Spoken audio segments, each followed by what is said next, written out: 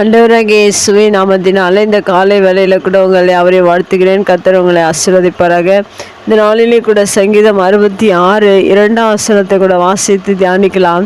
அவர் நாமத்தின் மகத்துவத்தை கீர்த்தனம் பண்ணி அவருடைய துதியின் மகிமையை கொண்டாடுங்கள். மிக அருமையான வேதவசனம். இந்த வேதவசனத்தில் கூட 2 காரியங்களை குறித்து இங்கு சொல்லப்பட்டிருக்கிறது.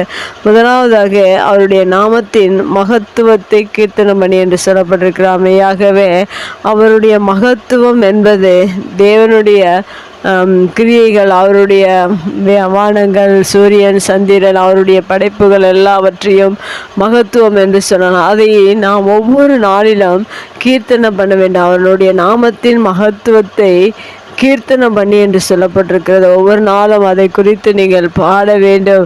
ஏனென்றால் தேவன் மகத்துவமான காரியங்களை இந்த பூமியில் நமக்காக ஏற்படுத்தி வைத்திருக்கார். அதை எண்ணி நீங்கள் மகிழ்ச்சியாக கீர்த்தனம் செய்கிறவர்களாக, பாடுகிறவர்களாக இருக்க வேண்டும் என்பதை நமக்கு இந்த வேத வசனம் நமக்கு கற்றுக் கொடுக்கிறது. ஏனென்றால் முதல் வசனத்தில் சொல்லப்பட்டிருக்க, பூமியின் குடிகளே நீங்கள் எல்லாரும் தேவனுக்கு முன்பாக கம்பீரமாய் பாடுங்கள் என்று சொல்லப்பட்டிருக்க. பாட வேண்டும் என்று தேவன் சொல்லியிருக்க. அவருடைய மகத்துவத்தை நினைத்து ஒவ்வொரு நாளிலும் நீங்கள் பாடுகிறவர்களாக இருக்க வேண்டும். அடுத்ததாக 2வது காரியமாக அவருடைய துதியின் மகிமையை கொண்டாடுங்கள் என்று சொல்லப்பட்டிருக்கு. முதலாவதாக மகத்துவத்தை நாம் கீர்த்தனம் செய்ய வேண்டும், பாட வேண்டும். 2வதாக அவருடைய துதியின் மகிமை என்று சொல்லப்படும். அவருடைய துதியின் மகிமை என்பது தேவனை நாம் துதிக்க துதிக்க அந்த இடத்துல தேவனுடைய பிரசன்னம் இறங்கி வரும். அந்த துதியிலிருந்து வருகிற நாம் துதிக்கும் போது அவருடைய பிரசன்னம் இறங்கி வரும். அதை தான் இங்கே சொல்லப்பட்டிருக்கிறது, துதியின் மகிமை என்று சொல்லப்பட்டிருக்கிறது. இந்த பூமியில் எந்த ஒரு மனிதன் துதிக்கிறானோ அந்த இடத்துல தேவ மகிமை இறங்கி வருகிறதாக இருக்கு. அந்த மகிமை நமக்குள்ளாக, நம்முடைய சிந்தனைக்குள்ளாக, நம்முடைய இருதயத்துக்குள்ளாக வரும்போது அதில் ஒரு மகிழ்ச்சி. இப்போது உலகத்தில் இருக்கிற மற்ற விழாக்கள், மற்ற பண்டிகைகள், திருமண நாட்கள், பிறந்த நாட்கள், அந்த தினத்திலே நீங்கள் கொண்டாடுகிறீர்கள். பிறந்த நாள் கொண்டாட்டம், இன்னும் அநேக கொண்டாட்டங்கள் இந்த பூமியில் இருக்குது. அது ஒரு மிகுந்த மகிழ்ச்சி கொடுப்பதனால நீங்கள் அதை கொண்டாட்டம் என்று சொல்லுகிறீர்கள். அதே போல் நாம் துதிக்கிற இடங்களிலே, நாம் துதிக்கும் போது நம்முடைய உள்ளத்தில், நம்முடைய இல்லத்தில், எல்லா இடத்திலும் தேவனுடைய பிரசன்னம் அங்கே இறங்கி வருகிறது. அது ஒரு மிகுந்த மகிழ்ச்சி அந்த மனிதனுக்கு கொடுக்க ஒரு அனுபவமாக இருக்கிற அந்த மகிழ்ச்சியில் நீங்கள் கொண்டாட வேண்டும் என்று இந்த வேதவசனம் நமக்கு கற்றுக் கொடுக்கிறது.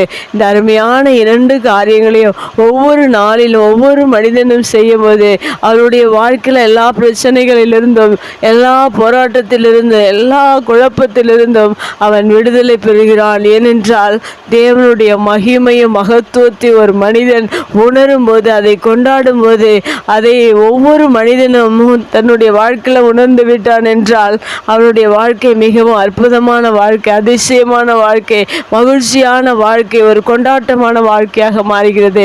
இப்படிப்பட்ட அனுபவத்துக்குள்ளாக தாவீது சென்று அவர் பாடலாக எழுதியிருக்கிறார். அதே போல உங்களுடைய வாழ்க்கையிலும் அவருடைய மகத்துவத்தை ஒவ்வொரு நாளும் கீர்த்தனம் செய்யுங்கள், பாடுங்கள். பூமியின் குடிகளை எல்லாரும் கர்த்தரை கம்பீரமாய் பாடுங்கள் என்று சொல்லப்பட்டிருக்கிற வேத வசனத்தின்படி ஒவ்வொரு நாளும் அவருடைய மகத்துவத்தை எண்ணி அவருடைய அற்புதங்களை நம் கண் முன்பாக இருக்கிற, சுற்றி இருக்கிற எல்லாமே அவருடைய மகத்துவங்கள் தான். நீங்கள் பார்க்கிற வானங்கள், சமுத்திரங்கள், ஆறுகள், நதிகள், மலைகள் எல்லாம் அவருடைய மகத்துவமான கிரியைகள் தான். அவருடைய நாமத்தின் மகத்துவத்தை நீங்கள் ஒவ்வொரு நாளும் பாடுகிறவர்களாக, கொண்டாடுகிறவர்களாக இருக்க வேண்டும்.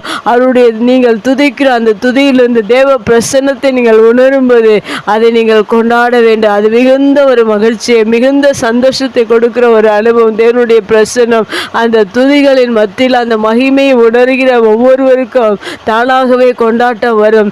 அப்படிப்பட்ட துதிகளின் மத்தியில் வாசம் செய்கிற தேவனை நீங்கள் கொண்டாட வேண்டும்.